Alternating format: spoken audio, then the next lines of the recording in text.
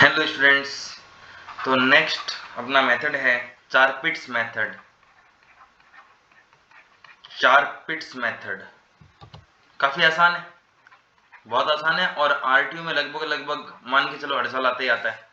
तो very very very important मान लेना इसको, चारपिट्स मेथड को। चारपिट्स मेथड क्या होता है बेटा?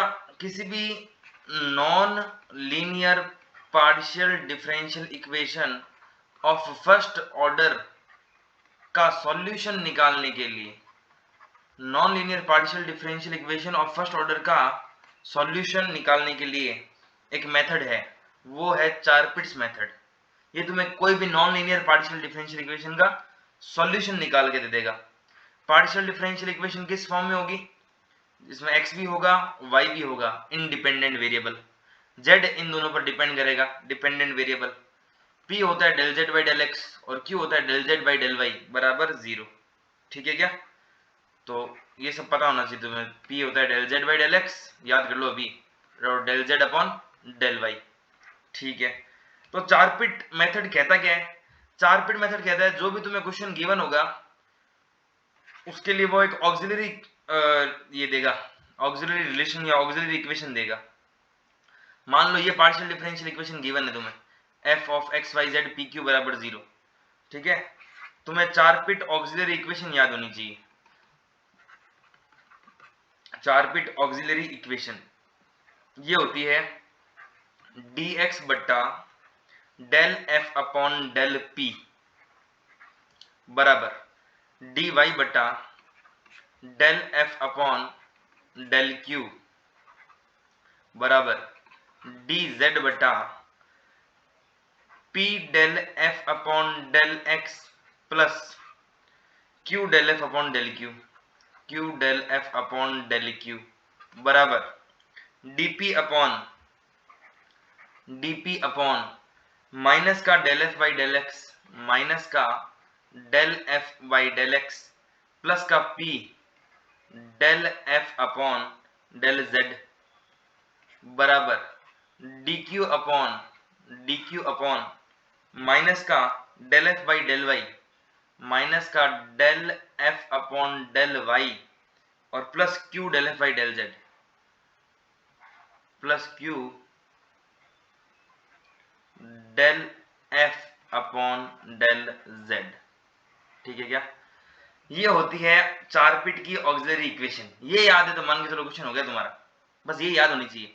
तो x पहले सीधे सीधे ऊपर लिख लेना है, x y z p और q बताया था ना मैंने अभी फंक्शन में, x y z p और q की फॉर्म में। तो x y z p q लिख लो, तो dx dy dz dp dq। अब x में अपॉन में आएगा डेल f अपॉन, पहले तो p के रेस्पेक्ट में del f by del p, फिर del f by del q, फिर p लेंगे उसके साथ में लेंगे del f by del x, q लेंगे del f by del q लेंगे, है ना? सॉरी p dz है ना, हाँ dz में तो ये है del f by del p और q लेंगे del f by del z होगा। तो del f by del p del f by del q, फिर p del f by del p, फिर q del f by del q, फिर minus का del f by del x plus p del f by del z। p के मतलब z है तो इसके नीचे p और q में बातें होगी, p और q में, y है तो q, x है तो p।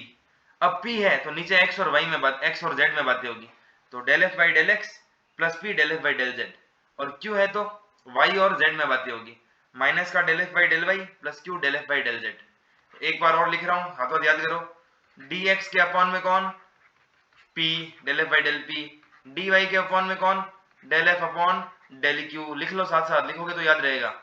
z आ गया तो p और q दोनों आएंगे, तो p del f by del p plus q del f by del q, फिर p आ गया तो फिर p के साथ x और z आएंगे, तो माइनस का del f by del x plus p del f by del z, फिर dq आ गया तो फिर y और z आ जाएंगे, तो माइनस का del f by del y plus q था तो q del f by del z। ठीक है, एक बार और लिख लेना, याद हो जाएगा। तो चारपिट्स कहता है मेरी ऑक्सिलरी इक्वेशन यूज करो, फिर p की वैल्यू निकाल लो और q की वैल्यू निकाल लो। p और q की वैल्यू निकाल लो और एक रिलेशन है डी जेड बराबर p d x plus q d y, उसमें वो वैल्यू पुट करके इंटीग्रेट कर दो, इंटीग्रेशन कर दो उसका, इंटीग्रेशन करते ही आंसर आ जाएगा। वापस बोल रहा हूं, पी क्यू की वैल्यू निकाल लेंगे और पुट कर देंगे इसमें p d x plus q d y में और इंटीग्रेशन कर देंगे। ऐसे समझ नहीं आएगा तो एक एग्जांपल ले लेता हूं, समझ नहीं आएगा तो एक एग्जांपल ले रहा हूं। एग्जांपल 1 4 बिट इक्वेशन के लिए क्वेश्चन आ गया, एक फंक्शन है बराबर है p square plus q square बराबर 1। तो सबसे पहले देखो सब लेफ्ट हैंड साइड में ले आया करो, P square plus q square minus 1 बराबर 0, ये अपना फंक्शन है, ठीक है क्या। पी मतलब समझते हो, del z upon del x का स्क्वायर, क्यू मतलब del z upon del y का स्क्वायर माइनस 1। नॉन लीनियर है कि नहीं है, देखो पावर 2 है, नॉन लीनियर है, लेकिन डिफरेंशिएशन एक बार है तो ऑर्डर 1 है, तो p square plus q square minus 1 equal to 0। अब इसका क्या करेंगे, पार्शियल डिफरेंशिएशन, मेथड बता रहा हूं। ऑक्सिलरी इक्वेशन क्या थी, ऑक्सिलरी इक्वेशन लिखो एक बार फिर देखो, ऑक्सिलरी इक्वेशन थी dx बटा del f by del p, तो हमें del f by del p निकालना है, del f by del p, क्योंकि ऑक्सिलरी इक्वेशन में देखो जो जो डिमांड है, del f by del p निकालना है, del f by del q निकालना है, फिर ये सब कुछ निकालना पड़ेगा। तो जो जो ऑक्सिलरी इक्वेशन डिमांड कर रही है ना वो निकाल दो यार। तो del f by del p निकालो, मतलब इसका पार्शियल डिफरेंशिएशन करना है विद रिस्पेक्ट टू पी। तो p के रेस्पेक्ट में p स्क्वायर का तो हो गया 2p, q के रेस्पेक्ट p के रेस्पेक्ट में q का हो गया 0 और 1 का भी 0, तो ये आ गया 2p del f by del x. बताओ del f upon del q क्या आएगा, q के रेस्पेक्ट में देखो p कांस्टेंट है, p का 0 हो गया, q स्क्वायर का हो गया 2q और 1 का हो गया 0।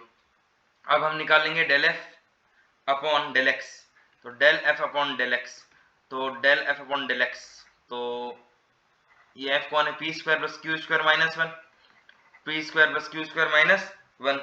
अब बताओ कि del f by del x क्या आएगा, x के रेस्पेक्ट में p भी कांस्टेंट है, q भी कांस्टेंट है, 1 भी कांस्टेंट है, मतलब क्या आएगा 0, तो del f by del x 0 आ जाएगा। Del f by del y क्या आएगा, y के रेस्पेक्ट में p q 1 तीनों कांस्टेंट है तो 0, और del f by del z क्या आ जाएगा, वो भी क्या आ जाएगा 0। ऑक्सिलरी इक्वेशन क्या थी याद है, चलो वापस कोशिश करते हैं, है ना, साथ साथ याद कर लो। अभी dx अपॉन में क्या था p, तो del f upon del p बराबर dy अपॉन में क्या था q, तो del f upon del q। z आ गया तो दोनों आएंगे p और q, तो p del f upon del p plus q del f upon del q। सही है क्या, बराबर।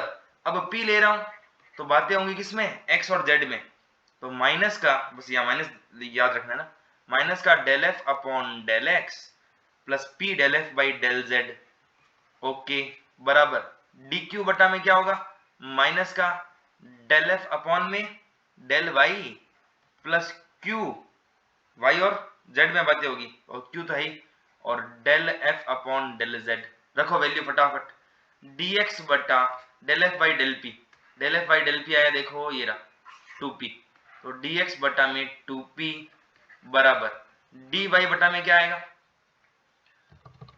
dx अपॉन में 2p,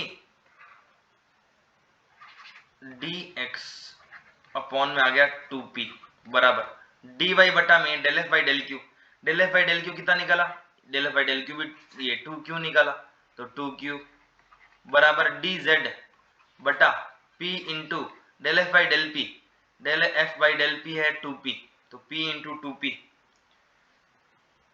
तो p इंटू ये हो गया 2p plus q del f by del q, ये रहा del f by del q, 2q निकाला था, 2q है ना, ये निकाला था ना 2q बराबर dp बटा minus del f by del x, ये तो 0 था, del f by del x 0 0 plus p del f by del z, del f by del z भी 0 था यार, बराबर dq बटा में del f by del y 0 और del f by del z भी 0, सब 0 थे, तो इसके नीचे भी 0 प्लस 0 0 आ जाएगा। समझ रहे हो क्या। अब देखो dx अपॉन 2p बराबर dy upon 2q, dx upon 2p बराबर dy अपॉन 2q बराबर dz अपॉन में 2p² प्लस 2q² बराबर dp अपॉन 0 और dq अपॉन में भी क्या आ गया 0। अब अपन सॉल्व कर लेते हैं कुछ चीजें। हमें p और q निकालना है ना, तो यहां से देखो, यहां से dp बराबर क्या आ जाएगा, dp बराबर आ गया 0 इंटू कुछ भी 0, तो dp बराबर 0 आ गया मान लो। या इसको कंपेयर कर लो, तो dp 0 यहां मल्टीप्लाई हो तो dp तो 0 ही आएगा। dp 0 आ गया, dp 0 आ गया तो बोथ साइड इंटीग्रेशन कर दो, dp बराबर 0 का इंटीग्रेशन, तो p बराबर आ गया कुछ कांस्टेंट मान लिया a, p की वैल्यू आ गई। वैसे ही मान लो इन दो को इक्वल कर लिया, यूं मान लो, तो 0 यहां चला गया dq का, तो dq बराबर भी क्या आ गया 0, बोथ साइड इंटीग्रेशन कर लिया, dq बराबर 0 का इंटीग्रेशन, तो q बराबर क्या आ गया कुछ नया कांस्टेंट मान लो b। ओके क्या, ये p और q ओरिजिनल इक्वेशन में पुट कर रहा हूं मैं, पुट इन ये स्टार्टिंग इक्वेशन क्या थी, put in partial differential equation क्या थी, ये रही p² प्लस q² माइनस 1 बराबर 0, इसमें पुट कर रहा हूं। तो p की जगह a है तो a², q की जगह b है, a² प्लस b² माइनस 1 बराबर 0, यानी a² प्लस b² की वैल्यू अपने पास 1 है, ये ध्यान रखना। तो p आ गया, q आ गया, 4 बिट कहता है इस p और q को रखो इसमें, इसको बोलते हैं यूजिंग डिफरेंशियल इक्वेशन, या जो भी है। dz बराबर क्या है, ये p dx plus q dy, p dz बराबर डिफरेंशियल रिलेशन बोलते हैं इसको ना, डिफरेंशियल रिलेशन, डिफरेंशियल रिलेशन इसमें पुट कर रहा हूं, तो dz होता है p dx plus q dy, तो dz what is the value of p, p की वैल्यू है a और q की वैल्यू है b, तो p की वैल्यू है a और q की वैल्यू है b, ये रख दी। रखने के बाद हम बोथ साइड इंटीग्रेशन करेंगे, तो dz का इंटीग्रेशन बराबर a बाहर आ गया dx, b बाहर आ गया कांस्टेंट है dy, तो dz का इंटीग्रेशन z, a dx का इंटीग्रेशन a और b dy का इंटीग्रेशन y, z बराबर क्या आ गया ax प्लस by प्लस कुछ constant c। This is the solution of non linear partial differential equation by Charpit's method, where a² plus b² equal to 1। कुछ नहीं आया समझ में तो एक एग्जांपल और देखो, तो समझ में तो आएगा, देखो है ना, देखने पड़ेंगे एग्जांपल। तो एक क्वेश्चन दे रहा हूं मैं, एक क्वेश्चन दे रहा हूं तुम्हें जिसको अपन सॉल्व करेंगे। ये दे रहा हूं मैं यार, एक फंक्शन दे दिया जो जिस फॉर्म में है, किसमें x y independent variable, z dependent variable, p q, function दे दिया है pq माइनस z बराबर 0, pq माइनस z बराबर 0, ये फंक्शन है। अब ये फंक्शन दे दिया, सबसे पहले हम यूज करेंगे auxiliary equation by Charpit's method. वो ऑक्सिलरी इक्वेशन डिमांड करती है, जो भी डिमांड करती है वो निकालो। तो सबसे पहले del f by del p, ये तो चाहिएगा ऑक्सिलरी इक्वेशन में, del f by del p यानी फंक्शन का differentiation with respect to p, तो फंक्शन का differentiation with respect to p करना है, तो pq माइनस z। अब सुनो क्या होगा, pq का p के रेस्पेक्ट में करेंगे, जिनको नहीं आता वो ढंग से देख लो, जिनको आता है वो आगे फिट आउट कर सकते हैं, del p minus del z upon del p। अब p के रेस्पेक्ट में कर रहे हैं तो q कांस्टेंट है, तो q आ जाएगा बाहर, क्या बचा del p upon del p minus z, p के रेस्पेक्ट में 0 0, ये हो गया 1, तो आंसर क्या आ गया q। तो del f upon del q आ गया q, क्योंकि p का p के रेस्पेक्ट में 1 होता है, तो del f upon del p आ गया q। ओके, अब हम निकालेंगे del f upon del q, del f upon में डेल q, मतलब फंक्शन का q के रेस्पेक्ट में डिफरेंशिएशन, ये है अपना फंक्शन।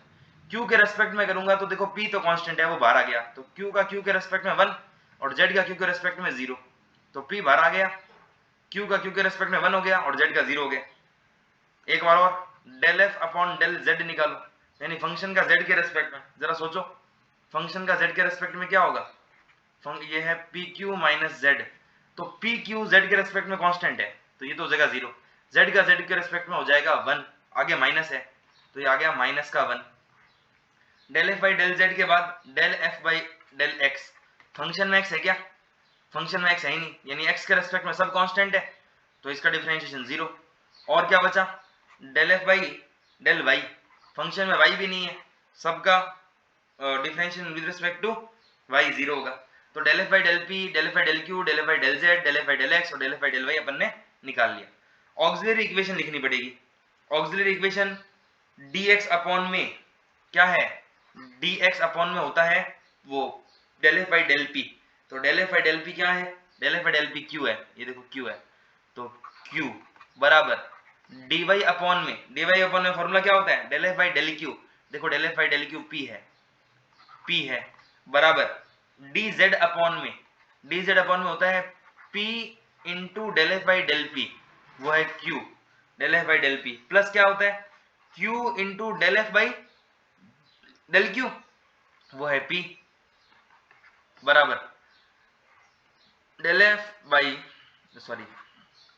बराबर होता है, बराबर क्या होता है dp अपॉन माइनस का del f by del x जो कि 0 है, और plus p del f by del z, तो plus p del f by del z जो कि है -1 बराबर dq बटा में माइनस का क्या होता है del f by del y जो कि 0 है, और प्लस q नेक्स्ट है del f by del z जो कि है -1। अपने पास चीजें आ गई यार, क्या आ गई, dx बटा q बराबर dy अपॉन p बराबर dz upon pq plus pq मतलब 2pq, dz अपॉन 2pq बराबर dp अपॉन में आ गया अपने पास ये माइनस और माइनस प्लस p, और dq अपॉन में अपने पास आ गया माइनस माइनस प्लस q। चार पिट से हमें बस ये p और q की वैल्यू निकालनी है, ठीक है क्या। अब p और q की वैल्यू निकालने तो एक काम करते हैं, अपन इन दोनों को इक्वल कर लेते हैं, सबको इक्वल करना जरूरी है क्या, इससे आ जाएगी p और q, dp अपॉन p बराबर dq अपॉन q मैंने बराबर किया।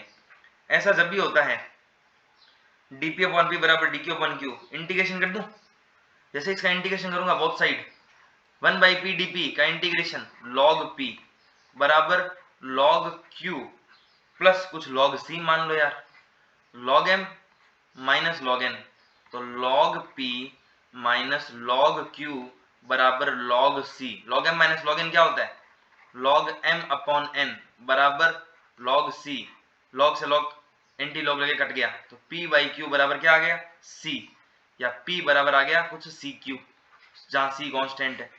इक्वेशन 1, हमें तो p और q की वैल्यू निकालनी थी पर वैल्यू तो आई नहीं, हमारे पास तो p और q का रिलेशन आ गया। तो स्टार्टिंग वाली जो पार्शियल डिफरेंशियल इक्वेशन है उसमें पुट करो, स्टार्टिंग वाली क्या है pq माइनस z बराबर 0, pq माइनस z बराबर 0, तो पार्शियल डिफरेंशियल इक्वेशन जो गिवन है वो है pq माइनस z बराबर क्या है 0 है, मतलब pq बराबर क्या है z है, सही बात है।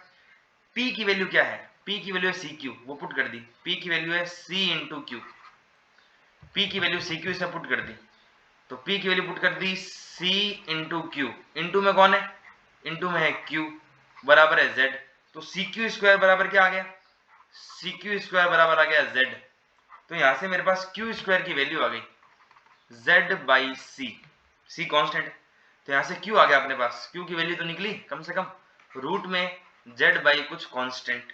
ओके, अगर q पता है तो मैं q की वैल्यू पुट कर रहा हूं किसमें, इसी इक्वेशन में, इक्वेशन 1 में, तो p बराबर क्या आ गया, p बराबर आ गया c इंटू q हो गया रूट में z by c, root c से c कट गया, तो p बराबर क्या आ गया root c into root z, भाई रूट c से c कटेगा तो ऊपर रूट c बचेगा, तो रूट में c z, ये आ गया p।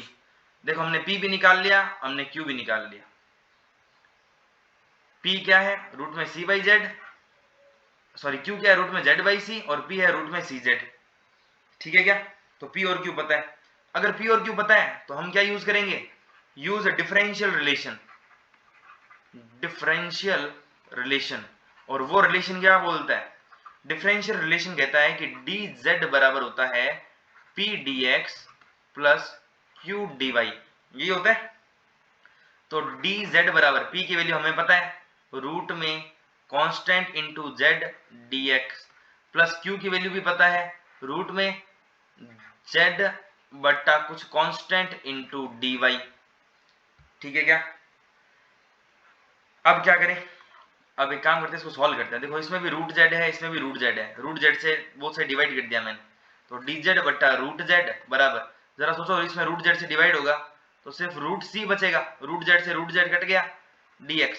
इसमें भी अगर रूट जेड से डिवाइड कर दूं, रूट में जेड बटा रूट में सी, और रूट जेड से डिवाइड कर दिया तो 1 बाई रूट सी बचेगा, 1 बाई रूट सी इंटू में डी वाई।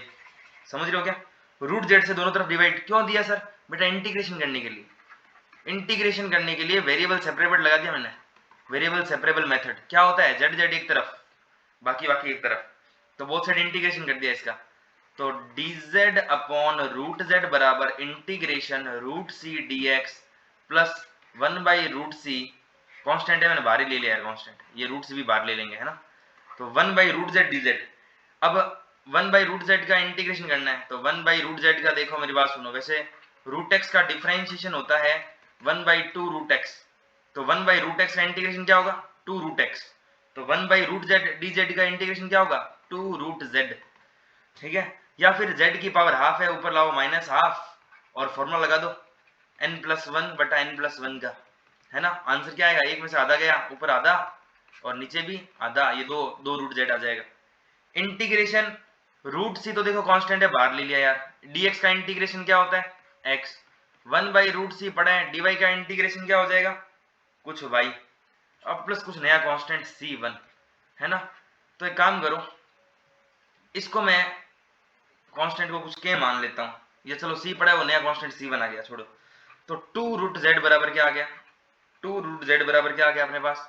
रूट में cx प्लस 1 बाई रूट में c इंटू वाई प्लस कुछ कांस्टेंट c1, 2 का भाग दे दिया तो रूट जेड आ गया 1 बाई टू ऑफ रूट में c into x plus 1 by root में c इंटू वाई प्लस कुछ नया constant c1, both side square कर दिया तो 1 by 4 of root c x plus 1 by root c y plus c1 का square.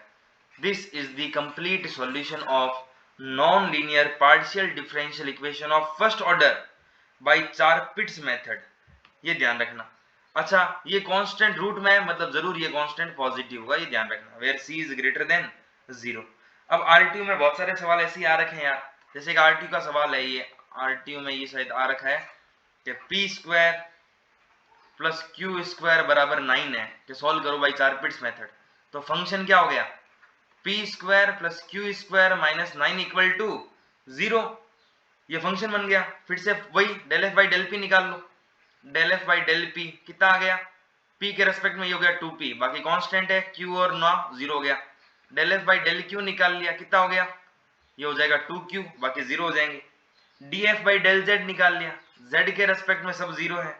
Del f by del x 0 है, del f by del y y के respect में भी सब 0 है। इक्वेशन यूज कर लो, क्या? dx अपॉन में del f by del p यानी 2p, dy अपॉन में del f by del q यानी 2q, dz बटा में p इंटू 2p यानी 2p square, p into 2p 2p square और q इंटू ये 2q यानी 2q स्क्वायर बराबर dp अपॉन में क्या आएगा? dp upon del f by del x भी 0 है और वो भी 0 है तो 0 ही आएगा, और dq अपॉन में भी क्या आ जाएगा? वैल्यू रखने के बाद 0। यहाँ से कैलकुलेशन कर लो फिर से यार, ये अपन ने किया ही था।